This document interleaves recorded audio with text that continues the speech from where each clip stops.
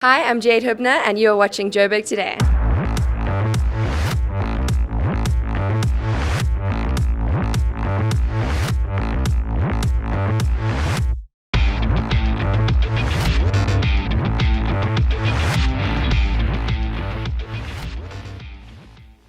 It's time to get to the crux of the matter and demystify the COVID-19 vaccine whilst understanding our role as perpetuators of fake news and how businesses can thrive in this pandemic. With Ronald Abji, CEO of Healthy Living Consulting, I'm Lira Viaggi, and this is For the Record.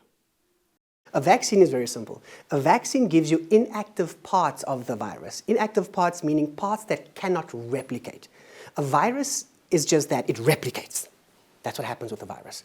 So when the inactive parts of the virus get injected into you, it allows your body to initiate a response. And as your body initiates a response, it produces, especially with COVID-19, T cells and antibodies. And what that then does is allow your body to build up the soldiers to, as they say, fago it, to fight it.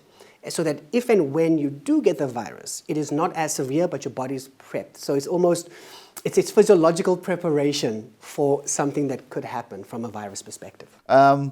For anyone who's just had COVID, can they take the vaccine straight away? Straight away, no. South African guidelines with the NICD and the Department of Health have said a minimum of 30 days. I would say 35-ish, and the reason we say is as follows. Because if you've just had COVID and you've recovered from COVID-19, now this is irrespective if you've gone for the 2-jab option or the 1-jab option. So let's say, story 1, you had COVID, you didn't get a vaccine. Story 2, you had the first jab of the 2-dose vaccine, and then you get COVID. So you haven't had the second jab yet.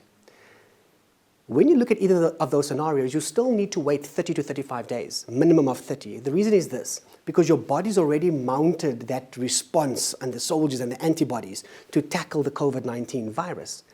If you don't wait for that period and you take the vaccine, what will happen is this, is that you will confuse the body because now it has 2 things to fight and to produce antibodies for.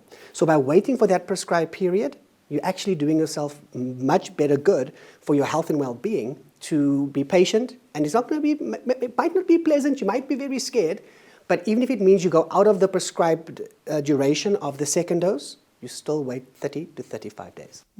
Why is there such a resistance towards vaccination? When you look at vaccination, us as a people, South Africans, we have this amazing culture of instilling fear. If you don't do this, then this. If you don't do X, then Y.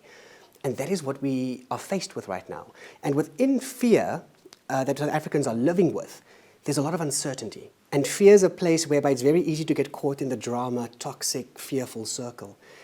And with vaccinations, the narrative around the fear is also accentuated, absolutely everything. If I get it, for example, the flu virus, let's look at flu vaccines. Every year, the flu vaccine, we should get it. How many people take it? And how many people then say, which is the majority of people that I've identified in our different corporate and individual spheres, is that, no, it's going to make me sick. No, I'm going to get the flu if I get the flu jab. And the same stories go around the COVID-19 vaccination.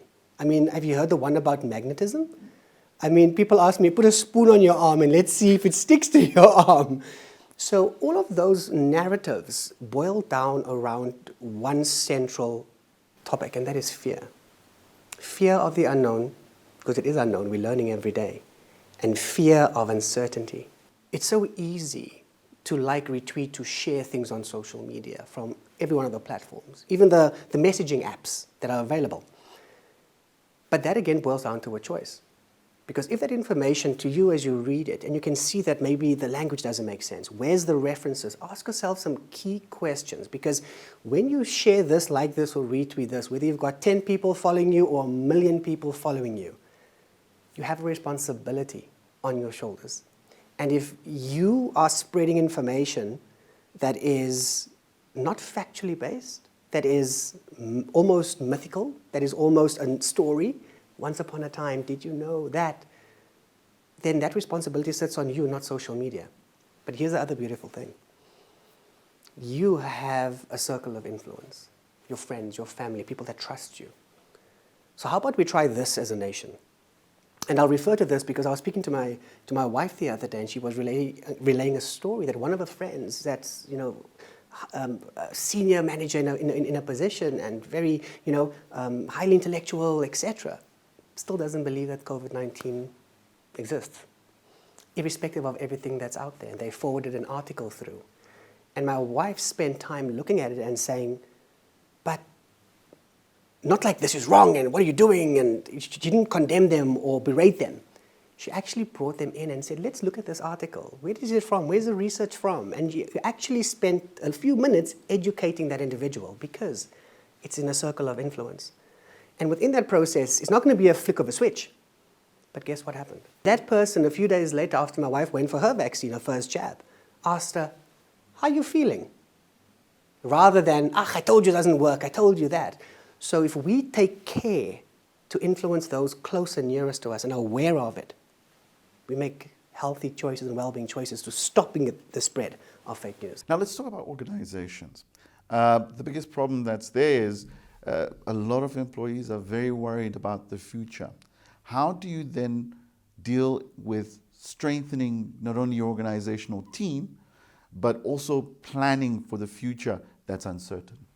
This boils down to one thing, and that's, in any business you look at risk mitigation. Everyone used that. I mean, last year's, for me, the corporate lingo that was used was pivoting.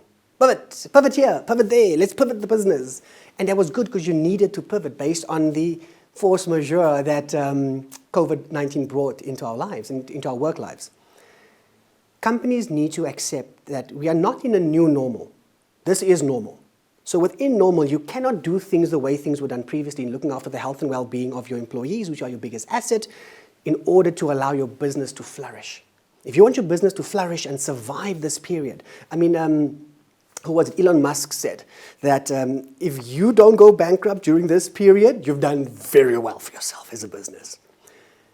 But I say to him, that's great, but let's also look at flourishing as a business. So here's what employers need to look at. You need to do a well-being audit.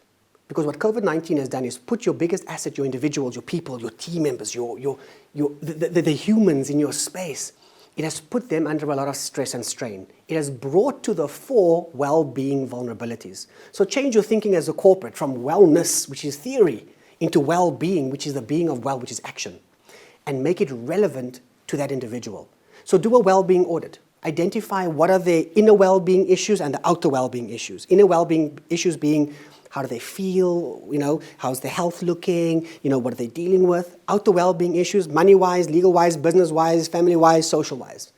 That way, you hold a space for your employees to create a thriving environment with performance, with care that is felt, practiced, because when you hold that space, you maintain getting your employees to be thriving in a space where it's very difficult to thrive and you might end up languishing, as Adam Grant calls it.